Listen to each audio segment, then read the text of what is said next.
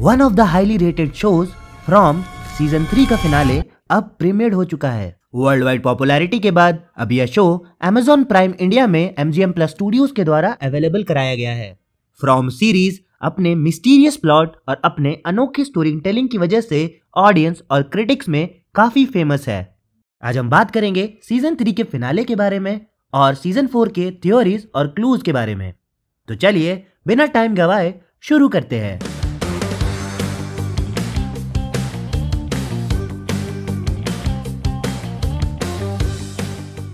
From season 1 लोगों को बस इस टाउन के बारे में बताता है और इसके वियर्ड कैरेक्टर्स को दिखाता है, जिसमें से वॉयड, केनी, डॉना, एलिस, जूली, सारा और विक्टर कुछ इंपॉर्टेंट कैरेक्टर्स में से है।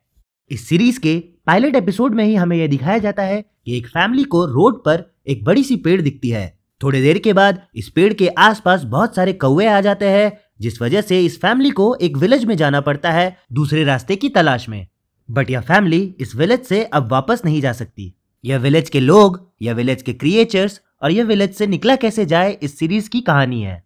पर अब सीजन 3 के फाइनल एपिसोड्स, जिसका नाम रेवलेशन चैप्टर 1 एंड चैप्टर 2 आ चुकी है, जिसमें से स्टोरी के बारे में हमें और भी जानकारी मिली है।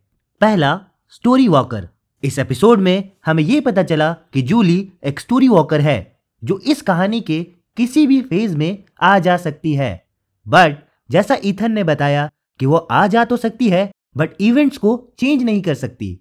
जूली के इस नए पावर के बारे में हम आगे भी बात करेंगे। दूसरा, री-इनकारनेशन। इस एपिसोड में टैबिथा को पता चलता है कि इस कहानी के सारे लोग री-इनकारनेट होके इस टाउन में वापस आते हैं।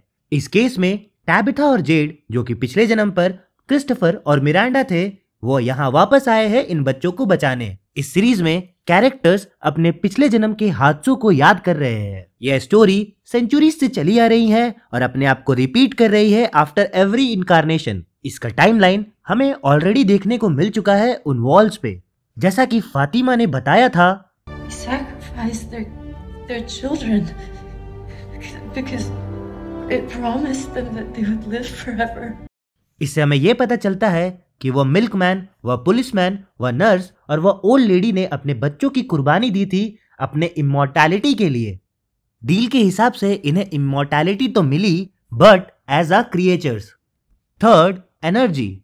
जेड इस एपिसोड में थर्मोडायनेमिक्स का फर्स्ट लॉ कोट करते हुए बोलता है कि energy can not be created not destroyed, it can only be transferred, जिससे हमें सोल और मेमोरी का रेफरेंस समझाया गया है और बताया गया है कि टैबिथा और जेड इसलिए री-इनकारनेट हुए हैं और इनकी मेमोरी वापस आ चुकी है। ये क्रिएचर्स, मुझे लगता है कि ये टिप ऑफ द आइसबर्ग है, बट इससे भी ज्यादा खतरनाक कैरेक्टर्स हमें सीजन 4 में देखने को मिलेंगे, जो हो सकता है मेन विलन हो इस सीरीज के।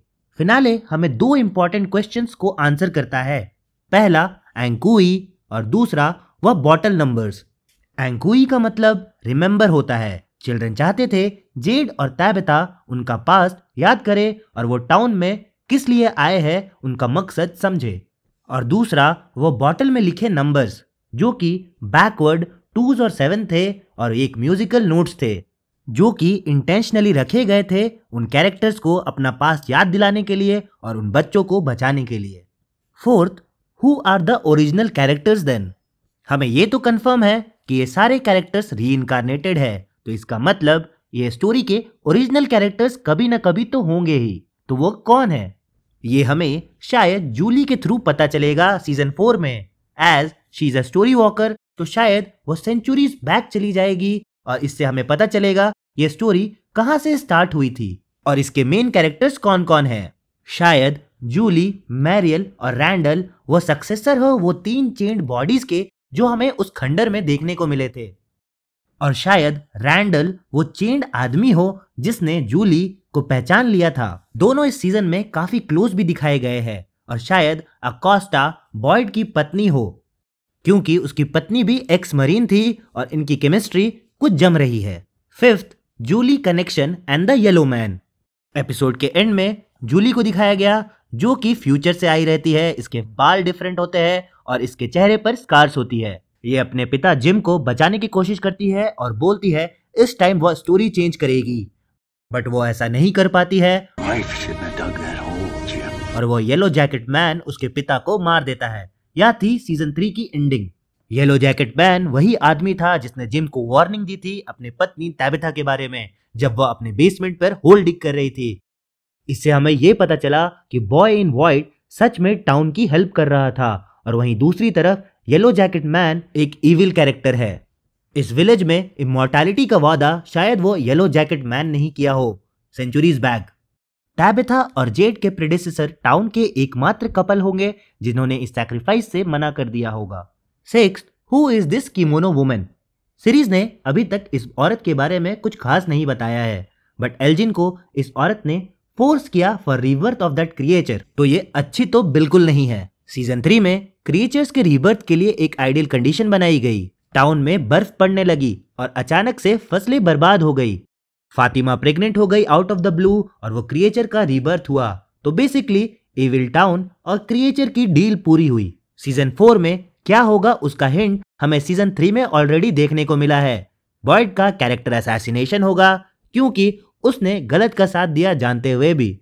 अकोस्टा टाउन की नई शरीफ हो सकती है और केनी उसका डेप्यूटी। जूली अपनी पावर रियलाइज करेगी और सीजन 4 में हमें बॉयड का प्रेडिसेसर भी देखने को मिल सकता है।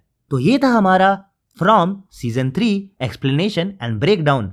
अगर हमसे कुछ छूट गया हो तो कमेंट करके जरूर बताएं, और एक बार फिर अगर वीडियो अच्छा लगा हो तो लाइक और सब्सक्राइब जरूर करें। धन्यवाद।